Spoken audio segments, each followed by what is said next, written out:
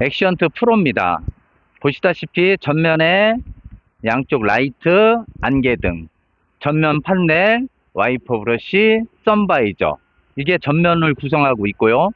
이 가장 중요한 게 우리 사각 거울인데, 이 사각 거울을 우리 기사님들이 잘 활용을 안 하시는데, 이 사각 거울을 최대한 활용을 해주셨으면 좋겠어요. 측면으로 이동하시겠습니다.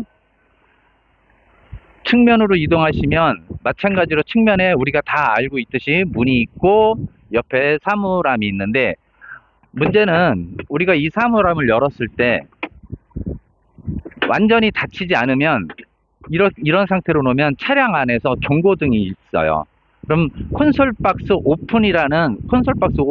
오픈이라는 영어 문구가 있는데, 기사님들이 그걸 잘 모르면 이게 무슨 경고등이라고 하는데, 이건 닫을 때 항상 완벽하게 이렇게 눌러서 닫아 주셔야 됩니다. 옆문을 열고, 타이어는 12R이고 우리 지금 현재는 금호 타이어를 끼고 있거든요. 타이어 주기는 약 4만 정도 타면 된다 그러는데, 이거는 우리가 주행거리가 서로 다르고 노면 상태가 다르기 때문에 그때그때 타이어의 트레드 마모 상태를 보고 교환을 해야 됩니다.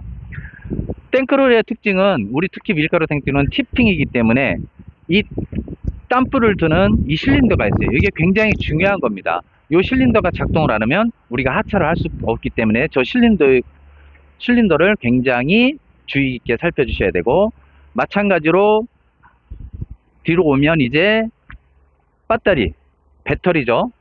배터리가 2개가 장착이 되어 있습니다. 그 다음에 에어탱크가 하나, 둘, 세 개 있고, 여기 조그만 게 있는데 서지 에어탱크.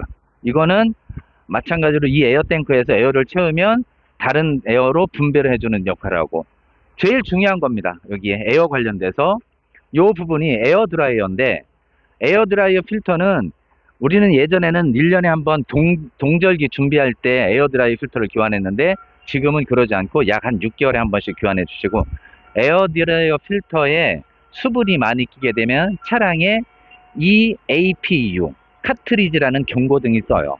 그럼 이거는 센터에 들어가서 이걸 교환하면서 경고등을 삭제를 해야 됩니다. 경고등 일반 정비 업체에서는 경고등 삭제를 할 수가 없어요.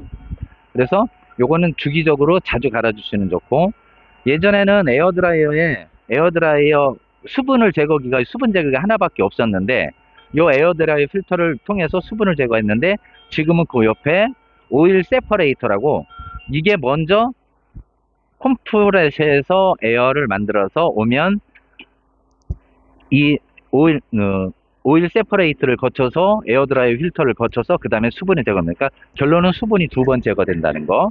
요 부분이 굉장히 중요한 거니까 에어 관련 요 부분은 신경을 써주시고, 요 탱크는 기본 트럭에는 없는데, 우리 브로와를 돌리면 브로와에서 유압 장치로 해서 덤프도 들고 브로와도 돌리고 하는 그 덤프 유압류 탱크입니다. 그래서 유압류는 가득 채워 놓게 되면 오일이 올라갔다 내려왔다 하는 경우가 있기 때문에 이 호스를 타고 갔다가 다시 내리면 다시 와야 되거든요. 그래서 가득 채우게 되면 오버히트랍니다. 넘쳐요. 그래서 약 한 3분의 2 정도 차 있을 겁니다. 그래서 요거는 게이지가 따로 없기 때문에 요 유압류 오일은 우리 그 관리하시는 김이사님이나 아니면 관리자를 통해서 그때그때 교환하고 거의 보충해서 쓰는 경우가 많아요. 이거는 교환을 잘 하지 않습니다.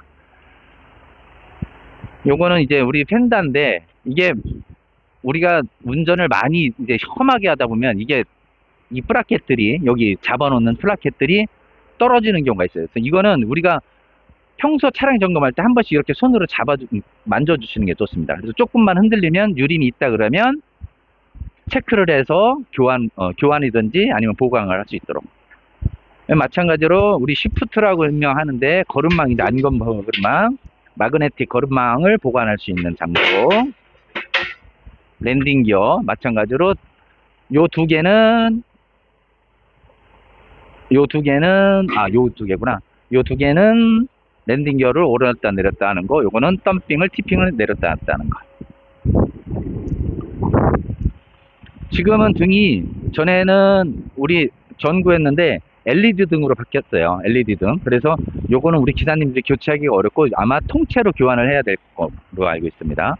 마찬가지로 왼쪽에 오면 이 호스 같은 건 이따 다시 설명을 드리겠지만, 간단하게 지원을 설명하면, 브로와에서 에어를 생성을 하면 여기로 타고 와요. 그래서 이곳에서 탱크 내부, 그 다음에 탱크 뭐 캠퍼스, 그 다음에 여기서 다시 하나가 연결돼서 이쪽에 이제 우리 그 사이트 글라스 앞에 거기에 오는 거죠. 그러면 여기서 강제로 분사해서 연결해서 투입이 되는 거. 요건 이따가 다시 설명드리겠습니다. 일반 차량에 똑같이 있는 연료 탱크. 지금은 연료 탱크 용량이 이게 460인가요? 450인가? 450리터입니다. 연료 탱크 450리터.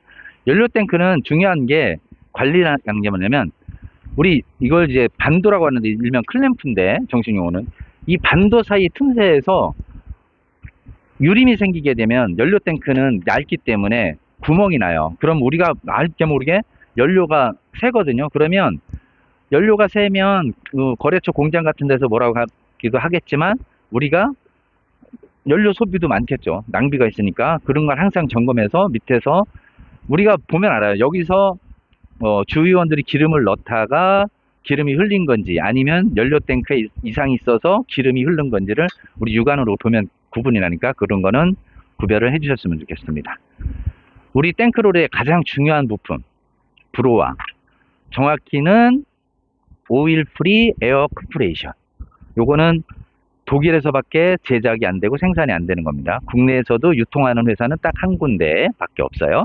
그래서 요거 관리를 잘 해주셔야 되는데, 브로와 오일, 그 다음에 브로와 에어 클리너, 그 다음에 브로와 벨트. 요 브로와 벨트는 우리가 손으로 이렇게 만져보면 장력을 우리가 알 수 있어요. 그래서 브로와 벨트는 항상 V벨트를 교환을 해주셔야 되고, 요거는 사이즈가 다 다릅니다. A형인데 이게 A73이 있고 A68부터 78, 그 다음에 75까지 있어요. 근데 각 차량별로 그때그때 제작할 때 다르기 때문에 차량 구성 다르기 때문에 저건 사이즈가 다릅니다.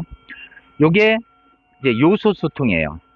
요소수 탱크, 요소수 탱크인데 요소수는 말 그대로 뭐라 그러지?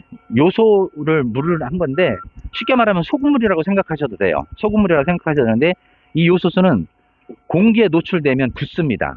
그래서 요소수 캡을 자주 잃어버리시는데 이거 분실하시면 안 돼요. 요소수 캡을 만약에 내가 분실했다 그러면 그때는 장갑 등을 비닐 같은 거로 감싸서 여기가 공기가 들어간 채 꽉 막혀 주셔야 돼요.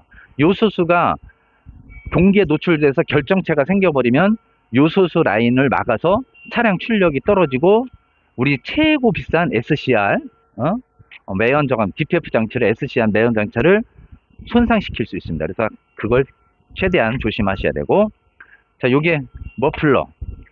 우리 흔히 우리 기사님들이 말하는 마우라인데 배기통입니다. 배기통인데 이 안에 미세 필터가 미세 필터가 있고, 미세 필터는 말 그대로 우리 매연을 걸러주는 미세 필터가 있고 장착이 돼 있고, 그래서 요게 별거 아닌 것 같은데 요거 하나의 요 부품 하나 가격만 한 1,800만 원 정도 합니다. 우리 그냥 거짓말 하지 말고 근데 요게 1,800만 원 정도예요, 진짜로. 그래서 요거는 만약에 SCR이나 녹스 센서나 그런 경고등이 들어오면 바로 그거는 정비소에 가서 정비를 받아야 이게 손상이 되지 않습니다. 마찬가지로 앞에 판넬, 우리 왼쪽에는 운전석이 없는 보조 백미러가 사이드를 볼 수, 측면을 볼 수 있는 사각을 보는 백미러가 하나 더 있고, 이쪽 사이드 미러에 보면 큰 것과 작은 것이 있는데 이 작은 것을 우리는 보통 방향 지시등을 켜고 차선을 바꿀 때 이 위에 것만 큰 것만 보거든요. 근데 큰 걸 보지 말고 되도록이면 아래 거를 보셔야 이 사각까지 차량이 있는 걸 알 수 있으니까 그런 걸 주의해 주셨으면 좋겠습니다. 이 차량은 액시언트 프로 2025년식 탱크롤이 삼양사에서 운영될 겁니다. 일단 차량 외형 설명 여기서 끝내겠습니다.